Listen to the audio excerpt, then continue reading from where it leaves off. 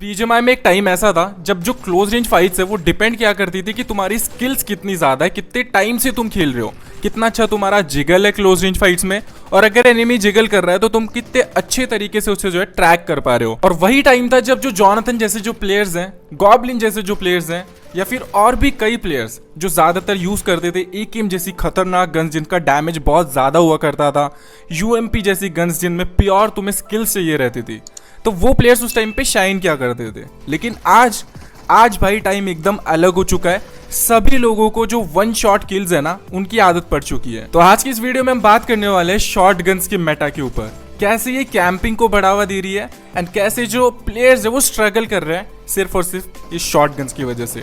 तो शुरू करते हैं वीडियो को। तो बात करते हैं सबसे पहले old Meta versus new Meta की। अब ओल्ड मेटा तो तुम सभी को पता होगा, जहां पे हम यूज किया करते थे क्लोज रेंज में गन्स, एकेएम, यूएमपी या फिर और भी कई एसएमजी गन्स एंड एआर वाली गन्स, बैरल वगैरह।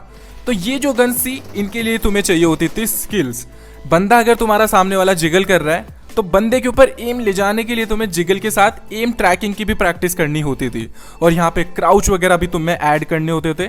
तो ओवरऑल खेलने में मजा आता था। जो जितना ज्यादा प्रैक्टिस करेगा उतनी ही ज्यादा उसके जो है किल्स होने वाले, उतना ही ज्यादा वो बढ़िया परफॉर्म कर पाएगा एक प्योर 1v1 में। लेकिन अगर बात करें न्यू मेटा की तो यहाँ पे ले दे के बात रुक जाती है सिर्फ 2-3 गन्स पे, S12K, DBS या फिर पंप शॉटगन। और ये तुम्हें लिटरली हर मैच में, हर कॉम्पिटिटिव मैच में, हर बंदे के पास तुम्हें ज्यादातर देखने के लिए मिल जाएगी। अब जो यूज कर रहा है उसके लिए तो बढ़िया चीज है, लेकिन जो सामने वाला प्लेयर है अगर उसके पास AR गन है तो उसके चांसेस बहुत कम हो जाते हैं कि वो नॉक कर पाएगा शॉटगन वाले एनिमी को। एंड लॉन्ग रन में ये और भी चीजों को इफेक्ट करती है। तो सबसे पहले बात करते हैं कैंपिंग की, the rise of camping. Guys पिछली वीडियोस में मैंने तुम्हें कई बार बता रखा है, जहां पे भी हमने शॉटगन की बात की है, कि शॉटगन को यूज करने का सबसे सही तरीका होता है टीपीपी लेके अचानक से बंदे को सरप्राइज कर देना। शॉटगन एक ऐसी गन नहीं है जिससे तुम ओपन में भाग के कवर से हट के बंदे को नॉक कर पाओगे। यहाँ पे तुम्हें खुद को कैंप करना ही होगा अगर तुम शॉटगन का पूरा जो है अच्छे से इस्तेमाल करना चाहते हो। तो इसी की वजह से इनडायरेक्टली जो कैंपिंग है वो प्रमोट हो रही है, एंड जो भी बंदा शॉटगन यूज करने की कोशिश करेगा उसे अनइंटेंशनली भी जो कैंपिंग है वो करनी ही पड़ेगी अगर वो बंदे को नॉक करना चाहता है। तो इनडायरेक्टली जो कैंपिंग है वो बहुत ज़्यादा बढ़ते जा रही है। वहीं अगर हम बात करें AR गन्स की तो यहाँ पे पुश करने के रूल्स अलग होते हैं। बिल्कुल तुम्हें ओपन में जाके मारना हो तुम वो भी कर सकते हो। बंदा अगर तुम्हारा सामने कैंप करके बैठा है उसके ऊपर तुम ओपन में रश करके मारना चाहते हो वो भी तुम कर सकते हो, लेकिन शॉटगन के साथ ये चीज़ नहीं हो सकती है। And now let's talk about skill gap issue. अब ये चीज़ कंट्रोवर्शियल हो सकती है एंड हो सकता है मुझे जो शॉटगन यूजर्स हैं, जो एकदम हार्डकोर शॉटगन प्लेयर्स हैं, उनसे हेट भी मिले। और पहले के टाइम पे जो स्किल गैप है वो बहुत ज़्यादा हुआ करता था, और स्किल गैप इतनी आसानी से क्लोज किया नहीं जा सकता था, क्योंकि अगर कोई बंदा दिन के 4-5 घंटे प्रैक्टिस कर रहा है with all the guns, AKM, UMP, सारी जो SMGs हैं, उनकी एकदम ट्रेनिंग कर रहा है क्लोज रेंज के लिए। लेकिन वहीं अगर दूसरा बंदा, एक नॉर्मल बंदा जिसने अभी खेलना शुरू किया है, तो इस न्यू बंदे को इन जो पुराने प्लेयर्स हैं इनकी बराबरी करने के लिए बहुत टाइम लगेगा। सारी जो गन्स हैं उनके साथ इसे प्रैक्टिस करनी पड़ेगी, खेलना सीखना पड़ेगा, और सारी गन्स का जो रिकॉइल पैटर्न है वो समझना पड़ेगा, जिसमें ऑब्वियसली एक्सपीरियंस लगता है। लेकिन बात करें आज के टाइम की तो यहाँ पे भले ही कोई कितना अच्छा प्लेयर रह चुका हो अपने टाइम पे, कितनी भी अच्छी उसने AKM चलाई हो, कितनी भी अच्छी उसकी क्लोज रेंज हो विद AR गन्स या फिर SMG गन्स, अगर कोई बंदा आज के टाइम पे थोड़ी सी अच्छी शॉटगन चलाना सीख जाता है, एक गोली कनेक्ट करना सीख जाता है बेसिकली शॉटगन का, तो वो इन सारे जो प्लेयर्स हैं उनकी बराबरी कर सकता है when it comes to close range fights. I am sure ये चीज़ तुमने खुद ने भी फील की होगी जब तुम्हारे पास कोई AR गन होती है या फिर SMG गन होती है, एंड जब तुम्हारे सामने वाला बंदा नूबड़ा सा होता है लेकिन उसके पास होती है शॉर्ट गन, एंड तुम पूरा अपना जिगल करते रह जाते हो, पूरा एकदम स्प्रे मारते रह जाते हो क्लोज रेंज में, लेकिन वो बंदा बस एक शॉर्ट गन मार के टीपीपी लेते हुए तुम्हें नॉक फिनिश करके चला जाता है। तो वो जो फ्रस्ट्रेशन फील होती है वो हम प्रीटी श्योर जितने भी ओल्ड कॉम्पिटिटिव प्लेयर्स हैं उन सभी को फील होती होगी। और इसीलिए तुम देखते हो कि ज़्यादातर जो ओल्ड प्लेयर्स हैं वो आज के टाइम पे उतना अच्छा परफॉर्म नहीं कर पा रहे हैं, एंड जो नए बंदे हैं जो अभी खेलना शुरू कर रहे हैं वो आसानी से क्वालिफाई भी कर लेते हैं, बिकॉज उन्होंने जो न्यू मेटा है, जो शॉटगन मेटा है, उसी के साथ अपनी जर्नी की शुरुआत करी है, ना कि उन्हें एडजस्ट करना पड़ रहा है एक न्यू मेटा पे।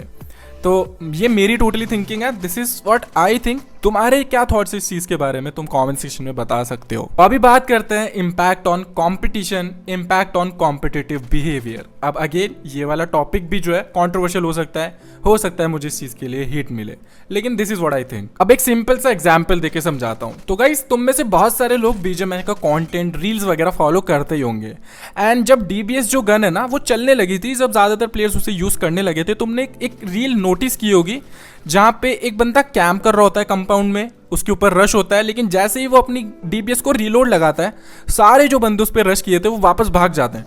तो इससे होता क्या है, ये एक्चुअली में रियलिटी है। जब भी तुम किसी कंपाउंड पे रश करने जाते हो, अगर तुम्हें पता चल जाता है कि सामने वाले बंदे के पास शॉर्ट गन जैसी कोई गन है, कोई भी एक शॉर्ट गन है, S12 की पंप शॉर्ट गन या फिर डीबीएस, तो तुम उस पर रश करने के लिए 2 बार सोचने वाले हो।